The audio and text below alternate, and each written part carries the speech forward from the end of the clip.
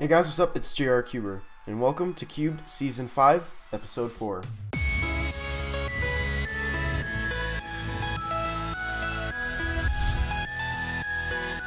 let's just go and get started with our monthly average of 12 / Q&A.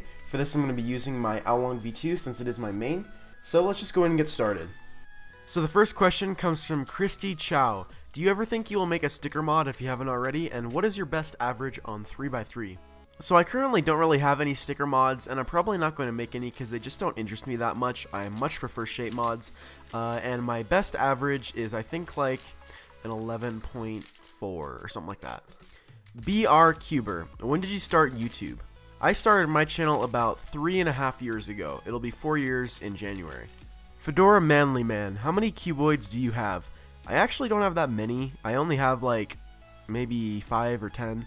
I used to have a lot more, but over time I've sort of traded them and sold them at competitions, and I sold quite a few in exchange for the 11x11 I got at Worlds a few years ago. So yeah, I used to have a lot more, but I don't have that many now.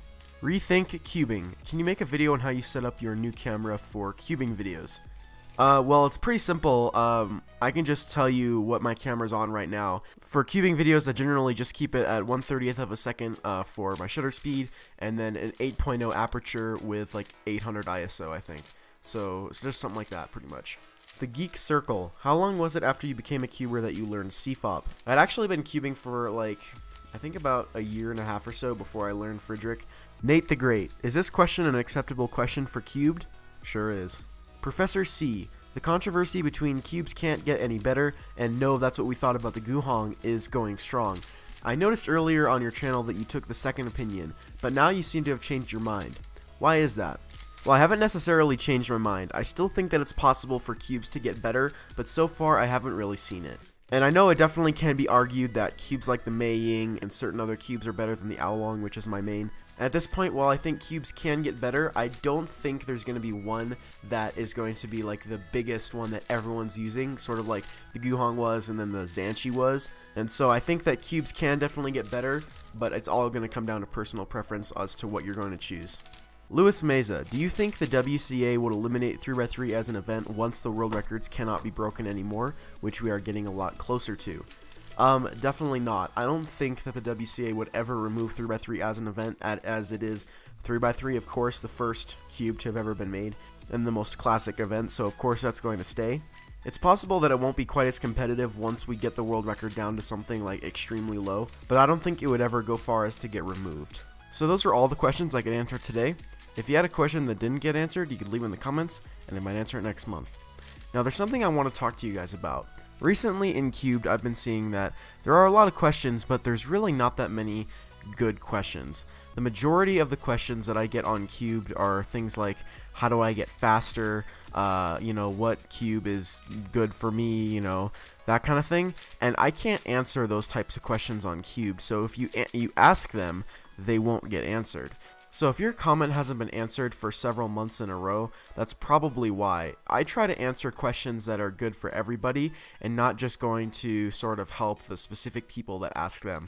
That's why I like questions that bring up discussion and that kind of thing. So I just really need you guys to leave some more interesting questions, I guess, and stop asking questions like, how do I get faster and what cube should I get, because I'm not going to answer those. And it is possible that if I continue to get a decline in questions, I will go back to an average of 5, which is what I had before. Also, another thing I might want to try is doing something similar to what the Cubologist does on his channel, where I answer a few questions that I think are good, and then the rest of the time is spent just used as discussion, sort of talking about some other things. I don't know what you guys think about that. Let me know in the comments if you think it's a good idea. But yeah, that's really about it, and since there's no more questions to answer, I'm just going to let the music play, and just let the rest of this average play out.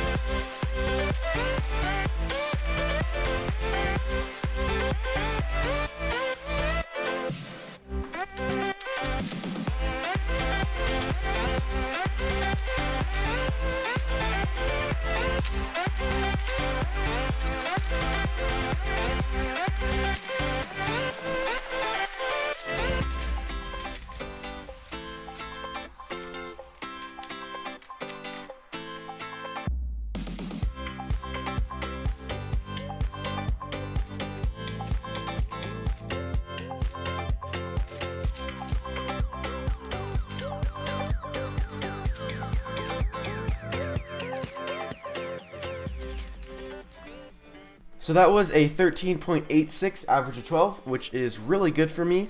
I had a couple bad solves in there, like that 20 near the middle, but other than that, the average went pretty well. And I think that might be my first sub 14 average of 12 on cubed, but I'm not sure. Anyway, let's go ahead and move on to this month's challenge. So this month's challenge comes from Quinson Han, and he challenged me to solve a skewb one-handed. So we're going to go ahead and do that. I'm going to go ahead and get a skewb scramble since he did not send one. So there we go. And then we'll scramble. Alright, so let's see, here we go. And I'm probably going to push the computer back away so I have some area to actually solve the cube here. So anyway, let's go ahead and get started.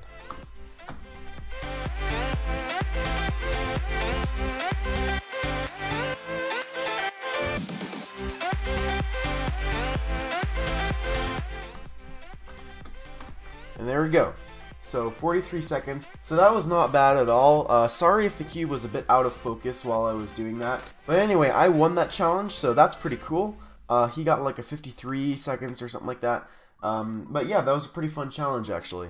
So if you want to submit a challenge for next month, all you have to do is make a video of yourself doing the challenge and send it to me through Twitter. And that's how you can submit a challenge for next month. So on to cubing news. The new Fangshi J-Yoon came out, which is its latest 3x3. This is a bit of a different 3x3 from Fangshi. First of all, it has like these indented pieces where the stickers go. They're not tiles, it's actually stickers, but that pretty much means that you can't really get like bigger stickers or stickers of a different shape, otherwise it would interfere with the sort of ridges, I guess. So that's kind of annoying.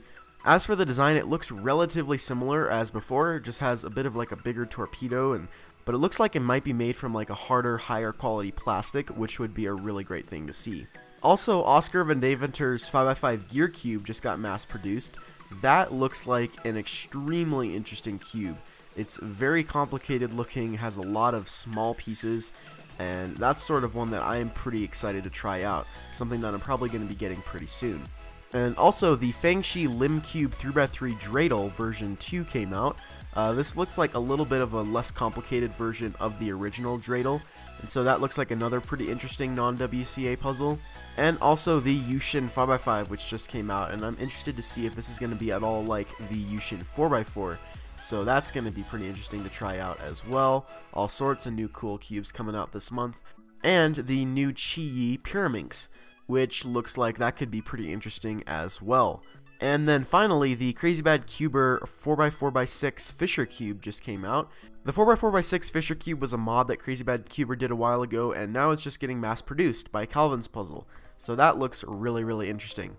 Now, as for world records, there's only one that's on the WCA right now, and that is 3x3 Fewest Moves Average, broken by Sebastian Oro. And he actually didn't break the world record, he actually just tied it. But that's the only one that's on the WCA right now, and I haven't really heard of any more. But if there are any more, let me know in the comments, and I will update the description. So if you'd like to purchase any of the cubes I talked about in this video, the links will be in the description. So that's all for this month's episode of Cubed. If you like this video, give it a like, and if you haven't already done so, like my Facebook page, follow me on Instagram and Twitter, and of course subscribe. Thanks for watching, guys. Bye.